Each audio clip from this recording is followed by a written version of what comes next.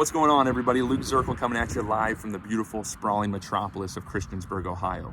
I'm right on the edge of town at the Marion Ross state marker, and you'll have to bear with me a little bit. We've got some traffic that's rolling through here, and I may or may not be on somebody's private property. So if you see me take off running, that's why.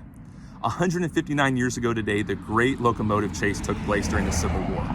At the time, the Union Army believed that it was important to begin cutting the borders of the Confederacy.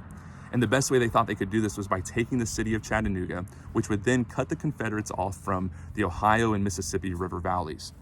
Major General Ormsby Mitchell of the Union Army began putting together some plans and devising some action to make this possible, but he realized that this would be a difficult task. At the same time, civilian scout and spy James J. Andrews began getting together a small group of Union soldiers, including Marion Ross, and they would later become known as Andrews Raiders. The goal of this group was to basically cut rail lines and communication ties from Atlanta, Georgia to Chattanooga, Tennessee.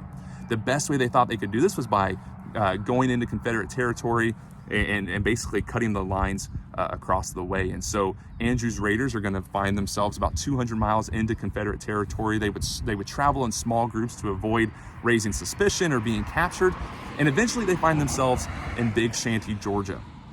They knew that those rail lines that they wanted to destroy and the communication ties they wanted to cut, those rail lines went through that area. And so they began kind of watching and figuring out when trains came through, what times they would come through. And so eventually on April 12th, 1862, the General, a locomotive that was a Confederate locomotive, was going from Atlanta, Georgia up to Chattanooga, Tennessee. It actually stopped in Big Shanty, Georgia.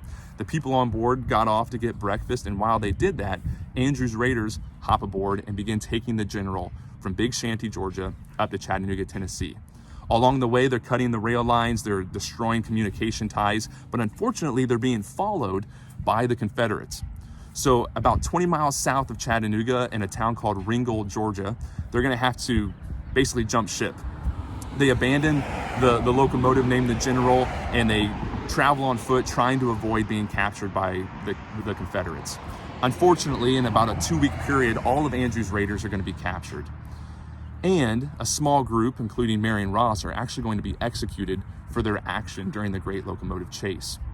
Marion Ross and the other Raiders, however, will become our country's first recipients of the Medal of Honor. And that is why this plaque is here, to kind of honor the life of Marion Ross. Marion Ross actually grew up on a farm near Honey Creek, right here in present-day Christiansburg, Ohio. He was a musician, a teacher. He actually attended Antioch College. And in 1986, this marker was put here in his honor. You can actually see Marion Ross's Medal of Honor if you go to the Champaign County Historical Society Museum in Urbana, Ohio. But when I was growing up, I would travel from Tip City to St. Paris to see my grandparents, and we'd always go by this marker, and I always wanted to know, what's the history behind it? Why is it there? And as I've gotten older, I began kind of studying the event of the Great Locomotive Chase and truly understanding the importance of Marion Ross. And so my encouragement for you is, for all those years, I would travel past this marker and not really understand the history that was all around me. And so my encouragement is to basically go outside, look outside in your community, your town, your city, and see the history that is right outside your front door. Marion Ross has a tremendous legacy that he has left behind. Again, he's one of the very first Medal of Honor recipients in the United States. And this is a special marker here in Christiansburg, Ohio. If you get the time, I'm only about 15 minutes away from Tip City. So if you get the time, come out here, check it out, and give it a view. Again, there's history all around us.